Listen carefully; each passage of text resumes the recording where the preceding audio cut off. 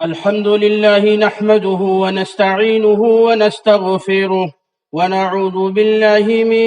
شرور أنفسنا ومن سيئات أعمالنا. من يهده الله فلا مضل له ومن يضلل فلا هادي له، وأشهد أن لا إله إلا الله وأشهد أن محمدا عبده ورسوله. يا أيها الذين آمنوا اتقوا الله حق تقاته ولا تموتن إلا وأنتم مسلمون. يا أيها الناس اتقوا ربكم الذي خلقكم من نفس واحدة وخلق منها زوجها وبث منهما رجالا كثيرا ونساء، واتقوا الله الذي تساءلون به والأرحام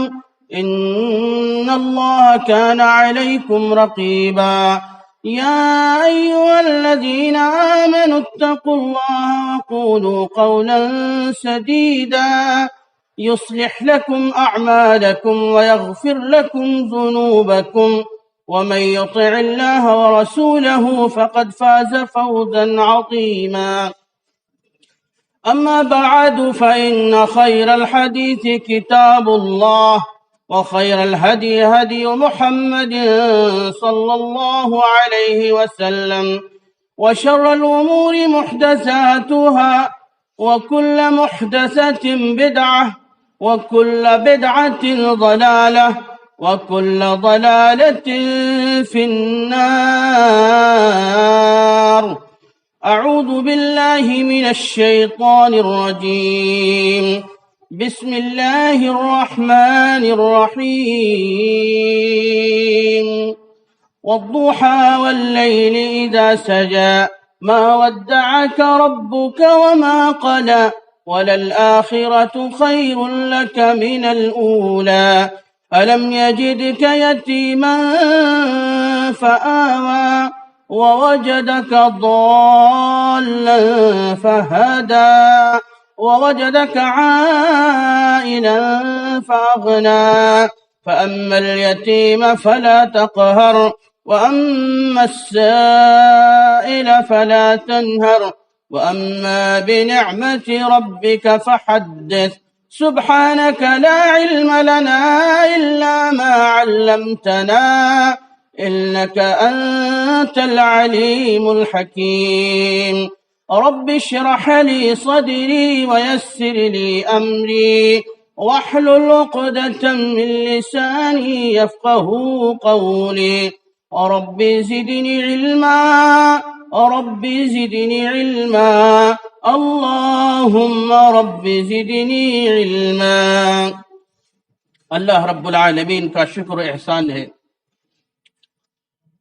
کہ اس صاحب فضل و منن نے دین اسلام جیسی مکمل شریعت ہم انسانوں کو، بالخصوص ہم کلمہ گو مسلمانوں کو عطا فرمائی۔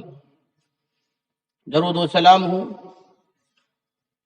آدم علیہ السلام سے لے کر آخری نبی تک آنے والے تمام انبیاء و رسول کے اوپر، بالخصوص سید الکونین، شافع محشر، ساقی کوثر، دونوں جہاں کے سردار، آمنہ کے لال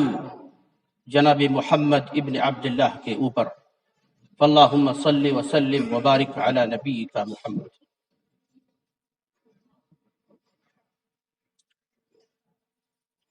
عمر ابن خطاب رضی اللہ تعالیٰ عنہ کے پاس ایک یہودی خوشی کے مارے ایک پیغام لے کر پہنچتا ہے۔ عمر رضی اللہ تعالیٰ عنہ سے ملاقات ہوتی ہے تو عرض کرتا ہے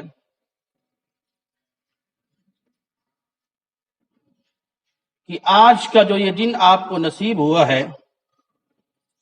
اگر یہ دن ہم یہودیوں کو مل جاتا تو اسے ہم عید کا دن بنا لیتے، جشن مناتے۔ عمر بن خطاب رضی اللہ تعالیٰ عنہ نے سوال کیا، آخر وہ کون سا دن ہے؟ یہودی عرض کرتا ہے آپ اپنے قرآن مقدس میں ایک آیت پڑھتے ہو، تلاوت کرتے ہو، الیوم اکملت لکم دینکم واتممت علیکم نعمتی ورضیت لکم الاسلام دینا، جس میں رب کہتا ہے کہ آج ہم نے تمہارے لیے دین مکمل کر دیا، کامل کر دیا، اپنی نعمتیں بھی تمہارے اوپر پوری فرما دیں، اور اسلام کو مذہب اور دین کی حیثیت سے تمہارے لیے منتخب فرما لیا۔ یہ ایسی آیت ہے، یہ آیت جس روز نازل ہوئی تھی اس روز آپ مسلمانوں کو عید منانی چاہیے تھی، بڑا مبارک دن تھا وہ۔ عمر بن خطاب رضی اللہ تعالیٰ عنہ اس یہودی کو جواب دیتے ہیں، سنو، جس آیت کریمہ کے نازل ہونے کی بات یا جس آیت مقدسہ کے ہمارے قرآن کے صحیفے میں موجود ہونے کی بات تم کر رہے ہو، اور جس کے حوالے سے یہ کہہ رہے ہو کہ ہمیں اس دن عید منانا چاہیے، وہ دن ہمارے لیے پہلے ہی سے عید ہے۔ کہا کیسے؟ کہا وہ اس طرح کہ ہمارے حبیب جناب محمد الرسول اللہ صلی اللہ علیہ وسلم کے اوپر قرآن کی یہ آیت جب نازل ہوئی، عمر اپنے حبیب مکرم محمد عربی صلی اللہ علیہ وسلم کے ساتھ موجود تھا۔ یہ آیت کریمہ عرفات کے میدان میں عصر کی نماز کے فوراً بعد اور جمعہ کے روز نازل ہوئی ہے۔ جمعہ ہم مسلمانوں کے لیے پہلے سے ہی عید کا دن ہے، عرفہ کا دن ہم مسلمانوں کے لیے پہلے سے ہی عید کا دن ہے۔ عمر بن خطاب رضی اللہ تعالیٰ عنہ کا جواب سن کر وہ یہودی خاموش ہو گیا۔ عمر رضی اللہ تعالیٰ عنہ نے آگے کہا، اسلام کے اندر رب کائنات نے صرف 2 عیدیں رکھی ہیں، تیسری عید کی اسلام میں کوئی بھی گنجائش نہیں ہے۔ آیت کہتی ہے مذہب مکمل ہے، اسلام کامل ہے، اسلام دین کے اندر تمام چیزوں کو حل کرنے کی صلاحیت بدرجہ اتم موجود ہے، اس کے اندر نہ کوئی کمی ہے نہ ہی کوئی زیادتی ہے، نہ آپ اس میں اپنی طرف سے کوئی چیز داخل کر سکتے ہو دین سمجھ کر، اور نہ ہی اس کے اندر سے کوئی چیز آپ نکال سکتے ہو دین سمجھ کر۔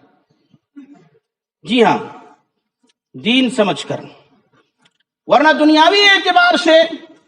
سائنسی انکشافات اور ترقیات کے ماحول میں آپ جائیں گے، عصر حاضر کی تمام تر ترقیاں، اس کے اوپر آپ کوئی لیبل نہیں لگا سکتے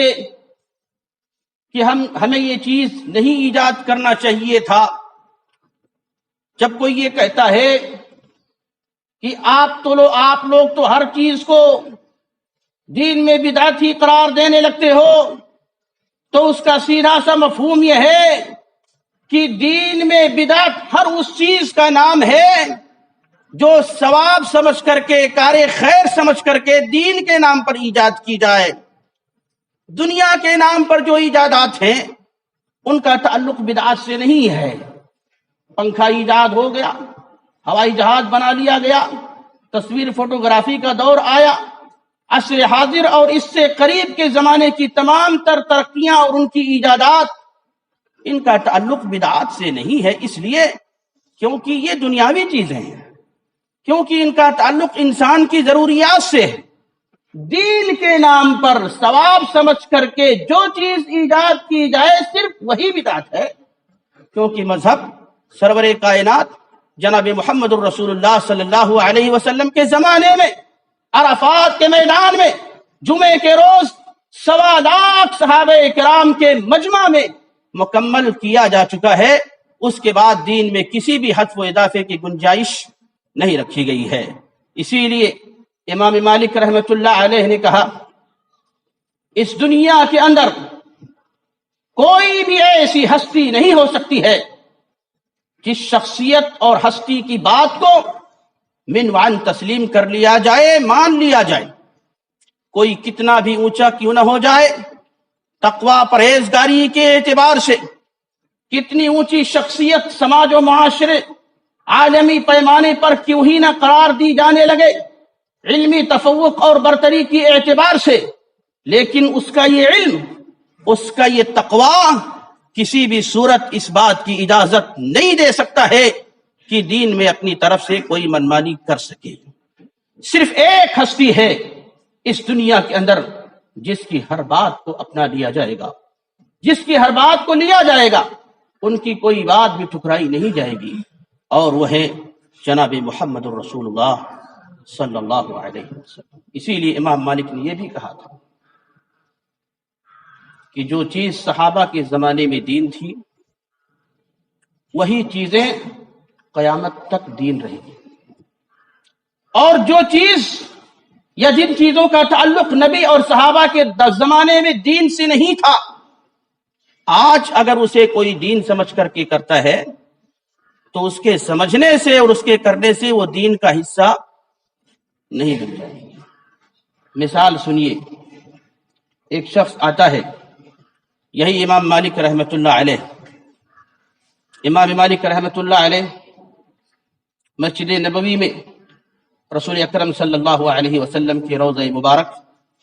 اور منبر نبوی کے درمیان درس دے رہے۔ آج بھی دروس کا سلسلہ مسجد نبوی میں مدینے میں ایسے ہی برقرار ہے جس طرح جناب محمد الرسول اللہ صلی اللہ علیہ وسلم کے زمانے میں تھا۔ ٹھیک وہی مقام، ٹھیک وہی جگہ جہاں پر حبیب کبریا جناب محمد الرسول اللہ صلی اللہ علیہ وسلم صحابہ کو دروس دیا کرتے تھے، احادیث اور قرآنی تفاسیر توجیحات سمجھایا کرتے تھے، بالکل اسی جگہ پر آج بھی اس سعودی گورنمنٹ کے زمانے میں دروس کا اہتمام کیا جاتا ہے۔ امام مالک رحمت اللہ علیہ بہت پہلے کے 2 صدی ہجری سے جن کا تعلق ہے، ان کا بھی درس ہو رہا ہے، لوگ بیٹھے ہوئے ہیں، اتنے میں ایک شخص سوال کر بیٹھتا ہے، امام صاحب آپ مجھے یہ بتلائیے کہ لوگ عمرہ کرنے جاتے ہیں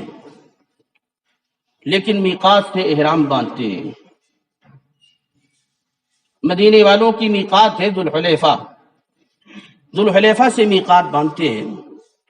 میں یہ چاہتا ہوں کہ میں اپنا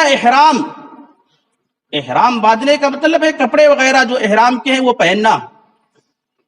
ورنہ آدمی عمرے حج کی نیت اپنے گھر سے بھی کر سکتا ہے، لیکن اس نیت کی تجدید کرنی پڑے گی میقات سے۔ سوال کرنے والے نے سوال کیا، امام صاحب لوگ ذوالحلیفہ جو میقات ہے مدینے والے وہاں سے عمرہ کا احرام پہنتے ہیں، عمرہ کی نیت کرتے ہیں، میں یہ چاہتا ہوں کہ آپ جہاں درس دے رہے ہو یہ نبی کریم صلی اللہ علیہ وسلم کا منبر ہے اور یہ نبی کریم صلی اللہ علیہ وسلم کا روضہ مبارک یعنی آپ کی قبر ہے،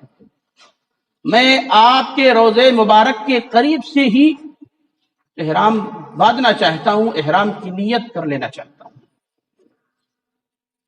امام صاحب نے سوال کیا آخر ایسا کیوں؟ سائل نے جواب دیا ایسا اس لیے کیونکہ مدینے سے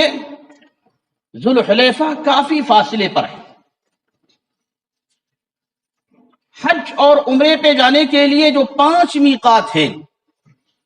5 میقاتوں میں سب سے زیادہ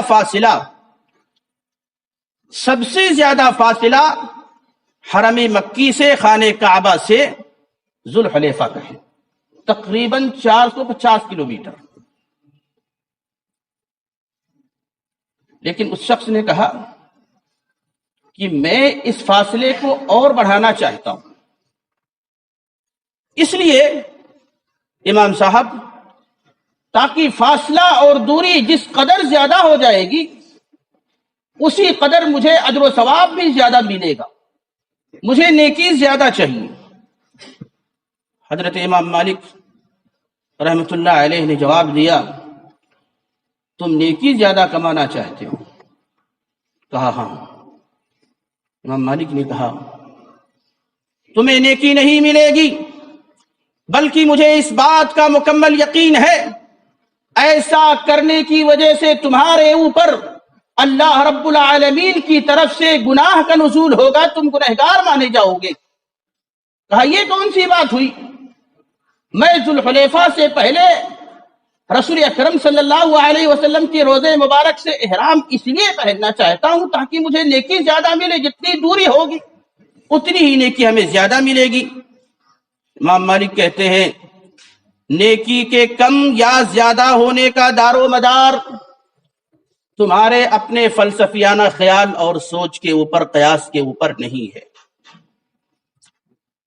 نیکی کم ملے گی یا زیادہ، معاملہ اللہ رب العالمین کا ہے، اور اللہ تعالیٰ نے یہ طے کر دیا ہے فَلْيَحْذَرِ الَّذِينَ يُخَالِفُونَ عَنْ أَمْرِهِ أَن تُصِيبَهُمْ فِتْنَةٌ أَوْ يُصِيبَهُمْ عَذَابٌ أَلِيمٌ کہ میرے حبیب جناب محمد الرسول اللہ صلی اللہ علیہ وسلم کے حکم سے جو اعراض کریں گے، جو میرے حبیب جناب محمد الرسول اللہ صلی اللہ علیہ وسلم کے کہنے کے مطابق نہیں چلیں گے، جن کی زندگی نبی کے قول اور نبی کے فعل کے خلاف جائے گی، ایسے لوگوں کو اس بات کی امید رکھنا چاہیے کہ ایسے لوگوں کے اوپر کوئی آزمائش نہ ٹوٹ پڑے یا اللہ رب العالمین کا عذاب نازل نہ ہو پڑے۔ ہمارے حبیب جناب محمد الرسول اللہ صلی اللہ علیہ وسلم نے خود جب بھی عمرہ کیا ہے اپنی زندگی میں 4 عمرے، اور نبی کریم صلی اللہ علیہ وسلم نے اپنی پوری زندگی میں 1 حج، وہی آپ کا آخری حج۔ حج میں اور عمرے میں رسول اللہ صلی اللہ علیہ وسلم نے خود مدینے کی میقات ذوالحلیفہ سے احرام باندھا ہے، اس لیے سنت یہ ہے کہ تم بھی ذوالحلیفہ سے احرام باندھو، نبی کی سنت کے خلاف نہیں جاؤ، ورنہ اللہ کا عذاب تمہارے اوپر نازل ہو سکتا ہے۔ یہ ہے ایک اصولی بات۔ سنت کے خلاف ہمارا جو بھی عمل ہوگا، بالکل کلیئر بات ہے، وہ عمل اللہ کی بارگاہ میں مقبول نہیں ہے۔ انسان کتنی کوشش کیوں نہ کر لے، ایڑی سے چوٹی تک کا زور کیوں نہ لگا لے، شریعت کے نام پر اجر و ثواب حاصل کرنے کی لالچ میں کتنی ہی کوششیں کیوں نہ کر لے، ساری کوششیں بیکار، ساری محنتیں برباد، اور ساری جد و جہد اکارت جائے گی اگر انسان یا مسلمان بندے کا عمل توحید کے مطابق، اخلاص کے حساب سے اور محمد الرسول اللہ صلی اللہ علیہ وسلم کی سنت کے مطابق نہیں ہے، سارا عمل برباد ہے، بندہ کتنی بھی کوشش کر لے۔ اب سے کچھ ہی دنوں کے بعد اسی ہفتے میں امت کا ایک بڑا طبقہ ہر سال جس طرح سنت کی خلاف ورزی ہوتی ہے، سب سے بڑی خلاف ورزی امت کا یہ طبقہ سال کے اسی دن کرتا ہے۔ سب سے بڑی خلاف ورزی اس لیے کہ یہ عمل شریعت کا حصہ سمجھ کر کے اجر و ثواب کی نیت سے کیا جاتا ہے اور بڑی ہی دھوم دھام سے کیا جاتا ہے۔ رسول اکرم جناب محمد الرسول اللہ صلی اللہ علیہ وسلم کی تاریخ پیدائش، آپ کا برتھ ڈے اور آپ کا جنم دن منایا جاتا ہے 12 ربیع الاول۔ الحمدللہ 12 ربیع الاول منانا ہے نہیں منانا ہے یہ ہمارے اپنے لیے نہیں، لیکن ان کے لیے پیغام ہے کہ اگر ہم شریعت کے نصوص اور رموز سے واقف ہیں تو اپنے غیر واقف بھائیوں تک صحیح اسلام پہنچانے کی کوشش ہم کیوں نہیں کرتے۔ آج علماء اکرام منابر و محراب سے، اپنی مجلسوں نشستوں سے، کانفرنسوں، جلسے جلوس اور مظاہرات سے اتحاد و اتفاق کا درس دیتے ہیں۔ یاد رکھیے گا، کوئی بھی اتحاد و اتفاق توحید اور سنت کی تعلیم کے بغیر نہیں ہو سکتا ہے۔ توحید اور سنت کے خلاف جہاں بھی اتحاد کا دم بھرا گیا، وہ اتحاد دیر پا نہیں رہا، اتحاد پارا پارا ہو گیا، اتحاد ٹوٹ گیا، بکھر گیا۔ وَاعْتَصِمُوا بِحَبْلِ اللَّهِ جَمِيعًا وَلَا تَفَرَّقُوا، لوگوں اللہ کی رسی کو مضبوطی سے تھام لو، لوگوں قرآن اور حدیث کو مضبوطی سے تھام لو، آپس میں اختلاف نہ کرو۔ آج مختلف تنظیمیں، ملی تنظیمیں ہوں، سماجی تنظیمیں ہوں، سیاسی تنظیمیں ہوں، دینی تنظیمیں ہوں، ان کے سربراہان ہوں، ان کے زعماء و قائدین ہوں جو اپنے آپ کو قائدین ملت اسلامیہ شمار کرتے ہیں، میں کہتا ہوں قائدین ملت اسلامیہ تو دور کی بات ہے، وہ اپنے آج تک اپنے خاندان، اپنے سماج اور اپنے مسلکی اختلافات کو بھی درست سمت نہیں دے سکے۔ اتحاد ہو سکتا ہے صرف قرآن اور حدیث کے نام پر، اس کے علاوہ نہ کوئی اتحاد مسلمانوں کا کبھی ہوا ہے نہ ہوگا۔ اگر ہوا ہے تو وہ اتحاد وقتی رہا ہے جو آگے چل کر کے ناکام ہو گیا ہے۔ ہر کوئی اپنے گھر سے اٹھ جاتا ہے، ہر کوئی اپنے مسلک کی دہائی لے کر کے کھڑا ہو جاتا ہے۔ مسلمانوں کو ایک ہونا چاہیے۔ بتائیے آپ کس چیز پر ایک ہونا چاہیے؟ جو دستور ہمارا ہے، رسول اکرم صلی اللہ علیہ وسلم نے اپنی موت سے پہلے ہمیں جو دستور حیات دیا تھا، ان دو چیزوں کو مضبوطی سے تھام لوگے کبھی گمراہ نہیں ہوگے۔ اللہ کی کتاب قرآن اور میری سنت۔ اگر اللہ کی قرآن کو چھوڑ دیا جائے، نبی کی سنت کے اوپر عمل نہ کیا جائے، پھر اختلاف کے نعرے لگا جائیں، اختلاف کے نام پر ڈھولک بجائے جائیں، اختلاف کے نام پر چیخے چلائے جائیں، اتحاد نہیں ہو سکتا۔ اتحاد کے نام پر یہ ساری چیزیں بیکار جائیں۔ ربیع الاول میں رسول اکرم صلی اللہ علیہ وسلم کی ولادت ہوئی، اچھی بات ہے۔ آپ صلی اللہ علیہ وسلم کی ولادت سے کہیں زیادہ اہم ہمارے لیے آپ صلی اللہ علیہ وسلم کی بعثت ہے، جس دن آپ صلی اللہ علیہ وسلم کو نبی اور رسول بنایا گیا۔ آپ کی ولادت ہوتی ہے ربیع الاول کے مہینے میں، لیکن کیا آپ صلی اللہ علیہ وسلم کی وفات بھی اسی مہینے میں نہیں ہوتی ہے؟ اس بات پر اکثر و بیشتر علماء، بلکہ سبھی مسالک کے علماء، یہاں تک کہ فاضل بریلوی احمد رضا خان بریلوی رحمۃ اللہ علیہ بھی متفق ہے کہ محمد الرسول اللہ صلی اللہ علیہ وسلم کی تاریخ وفات 12 ربیع الاول ہے، کوئی اختلاف نہیں ہے۔ لیکن ولادت آپ کس دن پیدا ہوئے؟ اس بات پر اتفاق ہے کہ آپ صلی اللہ علیہ وسلم ربیع الاول کے مہینے میں پیدا ہوئے۔ اس بات کے اوپر بھی اتفاق ہے کہ آپ صلی اللہ علیہ وسلم سوموار کے دن پیدا ہوئی، لیکن تاریخ کون سی تھی؟ اس میں بڑا شدید اختلاف ہے علماء سلف اور خلف اور موجودہ زمانے کے علماء کا بھی۔ تاریخیں کئی ذکر کی جاتی ہیں، کوئی تو کہتے ہیں کہ آپ صلی اللہ علیہ وسلم 2 ربیع الاول کو پیدا ہوئی، کوئی کہتے ہیں 8 کو، کوئی کہتے ہیں 9 کو، کوئی کہتے ہیں 10 کو، کوئی کہتے ہیں 12 کو، کوئی کہتے ہیں 17 کو، کوئی 18 کو، کوئی 20 کو، کوئی 22۔ اتنے سارے اقوال ہیں سیرت کی کتابوں میں، تو یہ طے کہاں ہوا کہ آپ صلی اللہ علیہ وسلم کی تاریخ پیدائش کون سی ڈیٹ میں ہے؟ آگے چل کر کے علامہ ابن کثیر رحمۃ اللہ علیہ اپنی تفسیر کی کتاب اور تاریخی کتاب البدایہ والنہایہ میں کہتے ہیں کہ بہت ساری باتیں اس میں کہی گئی ہیں کہ آپ صلی اللہ علیہ وسلم ربیع الاول کے مہینے میں کون سی تاریخ کو پیدا ہوئے، لیکن 2 تاریخوں میں سے ایک صحیح ہے۔ آپ صلی اللہ علیہ وسلم یا تو 8 ربیع الاول کو یا پھر 9 ربیع الاول کو پیدا ہوئے۔ ان میں بھی علامہ صفی الرحمن مبارک پوری رحمۃ اللہ علیہ، سید سلیمان منصور پوری رحمۃ اللہ علیہ، اور ان کے علاوہ دیگر کئی ایسے محققین اور سیرت نویس علماء ہیں جو کہتے ہیں کہ نبی کریم صلی اللہ علیہ وسلم 9 ربیع الاول کو پیدا ہوئے۔ ایک بات، آپ صلی اللہ علیہ وسلم کی صحیح تاریخ ولادت اگر 9 ربیع الاول مان لی جائے، جو کہ مانی جاتی ہے سیرت نگاروں کے اکثر و بیشتر اقوال کی روشنی میں، یہی تاریخ راجح اور صحیح ہے، تو پھر جو لوگ یہ جشن مناتے ہیں وہ 12 ربیع الاول کو کیوں مناتے ہیں؟ نبی کریم صلی اللہ علیہ وسلم پیدا ہوتے ہیں 9 ربیع الاول کو، 12 وفات عید میلاد النبی کا جشن منایا جاتا ہے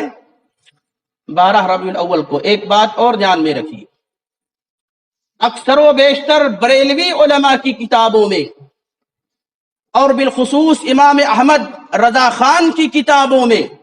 رسول اکرم صلی اللہ علیہ وسلم کی تاریخ پیدائش ربیع الاول کی 8 تاریخ کو درج کی گئی ہے، وہ 9 کے بھی قائل نہیں ہے۔ لیکن یہاں پر ایسا کرنے والوں نے 8 کو بھی چھوڑ دیا، 9 کو بھی چھوڑ دیا، 12 کو یہ مناتے ہیں۔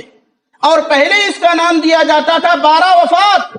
لیکن جب چاروں طرف سے تھو تھو ہونے لگی کہ جس دن تمہارے سردار آمنہ کے لال تاجدار بطحہ جناب محمد الرسول اللہ صلی اللہ علیہ وسلم کی وفات ہو گئی، جس دن کے منظر کو یاد کر کے صحابہ کے ہوش و حواس اڑ گئے، جس دن کے بارے میں عمر فاروق رضی اللہ تعالیٰ عنہ تلوار لے کر کے نکل پڑتے ہیں اور کہتے ہیں، جو کہتا ہے میرے حبیب کی وفات ہو گئی ہے میں اپنی تلوار سے اس کی گردن اڑا دوں گا، جس دن کے بارے میں آپ کی لخت جگر نور نظر سیدہ فاطمہ الزہرا رضی اللہ تعالی عنہا نے کہا، او نبی کے صحابہ، او رسول اللہ کے ساتھیوں، تم نے ہمارے ابا جان کے جسم اطہر پر قبر میں ڈال کر کے ان کے جسم مبارک پر مٹی کیسے ڈالی؟ جس دن نبی کریم صلی اللہ علیہ وسلم کی وفات ہوئی صحابہ کے ہوش و حواس غائب ہو گئے، شوق کا دن تھا، خوشی کا کوئی موقع نہیں تھا، لیکن آج امت کے اس طبقے کو گمراہ کر دیا گیا ہے، انہیں شریعت سے دور کر دیا گیا ہے، جو نبی کریم صلی اللہ علیہ وسلم کی تاریخی وفات ہے، جس دن آپ اس دنیا کو چھوڑ کر کے گئے، جس دن آپ کا انتقال ہوا، آپ کے انتقال کے دن یہ خوشی مناتے ہیں، آپ کی وفات کے دن یہ جشن مناتے ہیں۔ سیدھی سی بات ہے، ہمارا یا آپ کا یا ان کا یا کسی کا بھی کوئی قریبی انتقال کر جائے، کیا انتقال کے موقع پر کوئی اپنے قریبی کا جشن مناتا ہے؟ ہرگز نہیں مناتا ہے۔ وہی مناتا ہے جس کو اپنے قریبی رشتہ دار سے کوئی محبت نہ ہو، اور کہانی بھی یہی ہے۔ وقت نہیں ہے کہ تاریخ کو تفصیل سے بیان کیا جائے، لیکن خلاصتاً کہانی بھی یہی ہے۔ امت کے اس کثیر التعداد طبقے کو جو گمراہ کیا گیا، ربیع الاول کی 12ویں تاریخ کو عید میلاد النبی یا جشن میلاد منانا اسلام کا کوئی حصہ نہیں تھا۔ سب سے پہلے جو جشن اس پوری دنیا کے اندر منایا گیا، شیعوں کی جانب سے مصر کی سرزمین میں منایا جاتا ہے۔ فاطمی خلفاء کا زمانہ تھا، یہ اپنے آپ کو حضرت فاطمہ الزہرا رضی اللہ تعالیٰ عنہ کی نسل سے قرار دیتے تھے، لیکن یہ سارے خلفاء جھوٹے تھے، یہ سارے شیعہ تھے، یہ سارے جھوٹا کاروبار کیا کرتے تھے، جھوٹ ان کا اوڑھنا بچھونا تھا۔ اس لیے انہوں نے اپنے آپ کی نسبت حضرت فاطمہ رضی اللہ تعالیٰ عنہ کی طرف کر کے، اپنے آپ کی نسبت اہل بیت کی طرف کر کے، اپنے آپ کو نبی کریم صلی اللہ علیہ وسلم کے خاندان کی طرف منسوب کر کے اس چیز کا بھرم لوگوں میں پھیلایا کہ اگر عیسیٰ علیہ السلام کی جشن ولادت عیسائی مناتے ہیں، ان کا برتھ ڈے مناتے ہیں، تو عیسیٰ سے کہیں زیادہ مقام تو ہمارے نبی کا ہے۔ ہمارے نبی کا یوم ولادت کیوں نہیں منایا جانا چاہیے؟ 4 صدی ہجری سے مصر کی سرزمین میں فاطمی خلفاء کے زمانے میں المعز لدین اللہ جو ان کا فاطمی خلیفہ تھا، وہاں سے 12 وفات منانے کی شروعات ہوتی ہے۔ یہ تو ہو گیا بات عرب دنیا کے حوالے سے۔ آگے یہ سلسلہ تقریباً تاریخ کہتی ہے 200 برس تک موقوف رہتا ہے۔ سید سلطان صلاح الدین ایوبی رحمت اللہ علیہ کا جب زمانہ آتا ہے، مصر سے فاطمی حکومت کو تحت کر دیتے ہیں، فاطمی حکومت کو ختم کر دیتے ہیں، اور پھر یہ دارالسلطنت عراق کی سرزمین کی طرف منتقل ہو جاتا ہے۔ 200 سال کے بعد شیعوں کے یہاں سے تو یہ رسم و رواج 12 وفات یا عید میلاد النبی منانا سلطان صلاح الدین ایوبی رحمت اللہ علیہ کے زمانے میں ختم کر دیا گیا، لیکن عراق کے اربل شہر میں وہاں سے پھر سنیوں نے اپنے طریقے سے 12 وفات منانا شروع کیا۔ پہلی تاریخ سن 625 ہجری ہے۔ سن 625 ہجری میں سب سے پہلے نام نہاد سنیوں کے یہاں، ان بریلویوں کے یہاں، ان قبوریوں کے یہاں، قبر پجاریوں کے یہاں، قبر پرستوں کے یہاں، صوفیوں کے یہاں سن 625 ہجری کے اندر پہلی مرتبہ عرب دنیا میں عراق کے شہر اربل میں معز لدین اللہ خلیفہ کے زمانے میں منایا جاتا ہے۔ ہمارے یہاں کیسے آیا؟ 2 چیزیں نقل کی جاتی ہیں۔ جلال الدین اکبر، دور اکبری، اکبر بادشاہ کہتے ہیں یوں تو اکثر و بیشتر جو بادشاہ بر صغیر کی دھرتی پہ ہوئے،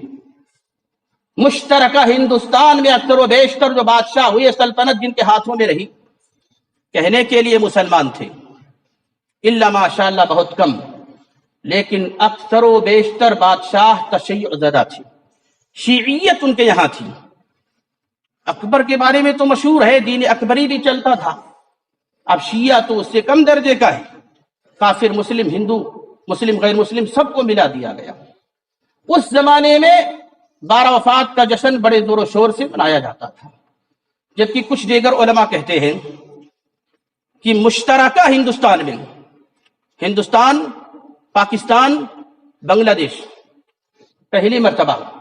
پاکستان لاہور کی سرزمین پر روزنامہ ڈیلی میگزین کوہستان کے حوالے سے، اس کے اندر لیکھک ہے، وہ اپنا بیان دیتے ہیں احسان اللہ BA کر کے،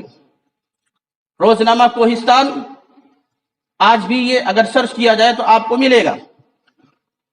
22 جولائی سن 1933 میں پہلی مرتبہ پاکستان کے لاہور میں، جب پورا ہندوستان ایک تھا، 12 ربیع الاول منایا گیا۔ انہوں نے نام کب چینج کر دیا؟ پہلے یہ عید میلاد النبی کا نام دیتے تھے، 12 وفات ہی کہتے تھے، سب کے یہاں مشہور تھا کہ 12 وفات ہے، یہ تاریخ ہے، وہ تاریخ ہے۔ لیکن جب ہمارے غیر مسلم بھائیوں کی طرف سے یہ اعتراض ہونے لگا کہ تم اپنے نبی سے محبت کرتے ہو، بڑھ چڑھ کر کے محبت کرتے ہو، تو یہ کون سی محبت ہے کہ جس دن تمہارے نبی کا انتقال ہوا اس دن تم خوشیاں مناتے ہو، جشن مناتے ہو؟ تو انہوں نے نام چینج کر دیا، اور نام بھی چینج ہوا۔ لاہور ہی کے اندر انجمن فرزندان توحید ایک کمیٹی ہے، کمیٹی آج بھی ہے پاکستان کے اندر، اس کمیٹی کے ممبران نے بالخصوص اس کے اندر ایک نام ہے حافظ معراج الدین۔ حافظ معراج الدین نے سن 1984 کے اندر کمیٹی کے دیگر ممبران کی رائے سے یہ نام چینج کر دیا کہ اب یہاں سے اس کو 12 وفات نہیں کہا جائے گا، بلکہ کہا جائے گا کہ آج عید میلاد النبی ہے، نبی کی پیدائش کے دن والا جشن۔ صرف ہماری ایک بات باقی رہ جاتی ہے، آپ یہ بتلائیے،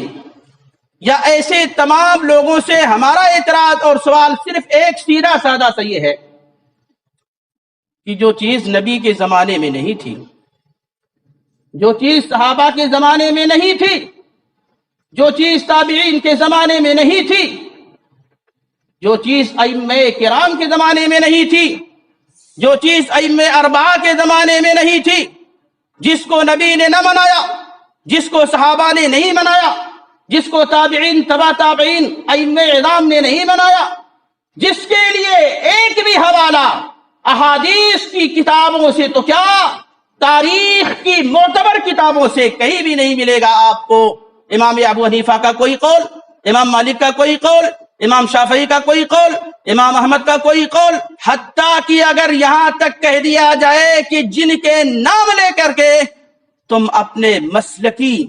عصبیت کو تیز کیے بیٹھے ہو اور مسلمانوں کے درمیان اختلاف و انشقاق کی دیواروں کو مضبوط کر کے رکھا ہوا ہے، امام احمد رضا رحمت اللہ علیہ کے اقوال سے بھی کسی بھی قول کی روشنی میں کوئی حوالہ عید میلاد النبی یا 12 وفات منانے کا نہیں ملے گا۔ ظاہر سی بات ہے، اس کو ہمارے نبی نے نہیں کیا، صحابہ نے نہیں کیا، بعد کے ادوار میں لوگوں نے نہیں کیا، آگے چل کر کے 4 صدی ہجری میں، اور اس سے بھی آگے ہمارے یہاں آپ یوں سمجھ لیجئے کہ 20ویں جو سن عیسوی ہے اس میں پہلی بار منایا جاتا ہے۔ تو یہ جو لمبی تاریخ ہے نبی اکرم صلی اللہ علیہ وسلم سے لے کر کے یہاں تک سن 1933 یا 34 تک، یہ تاریخ آخر خاموش کیوں ہے؟ اگر اچھی چیز ہوتی تو ہم سے پہلے وہ لوگ اس کو مناتے، وہ لوگ اس میں سبقت کرتے۔ بہرحال صرف یہی بات ہے کہ دین وہی ہے جو نبی اور صحابہ کے زمانے میں دین تھا۔ دین کا نام لے کر کے دین میں نئی چیزیں داخل کر دینا، دین کا نام لے کر کے دین سے کچھ چیزوں کو نکال دینا، یہ ہرگز دین نہیں ہو سکتا ہے۔ اللہ رب العالمین سے دعا کرتا ہوں الہ کہنے سننے سے زیادہ ہمیں نیک عمل کرنے کی توفیق عطا فرمائے، خالص کتاب و سنت اور اس کی واضح تعلیمات کی روشنی میں ہمیں چلنے کی توفیق عطا فرمائے۔ امت کے جو بھی طبقہ گمراہی کا شکار ہے، بدعات اور توہمات کے دلدل میں پھنسا ہوا ہے، الہ العالمین ایسے تمام گمراہوں کو، ایسے تمام نام نہاد مسلمانوں کو صحیح اسلام سمجھنے کی، اس کی طرف آنے کی اور اسلام کی تعلیمات پر عمل کرنے کی توفیق عطا فرمائے۔ پروردگار ہم میں سے جو بیمار ہیں انہیں شفا یابی عطا فرما، شفا عاجل، شفا کامل عطا فرما۔ جو تجھے پیارے ہو چکے انہیں جنت الفردوس میں جگہ عطا فرما۔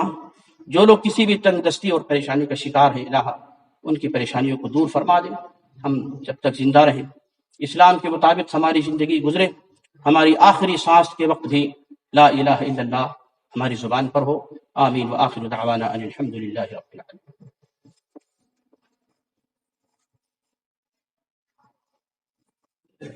الحمد لله نحمده ونستعينه ونستغفره ونعوذ بالله من شرور أنفسنا ومن سيئات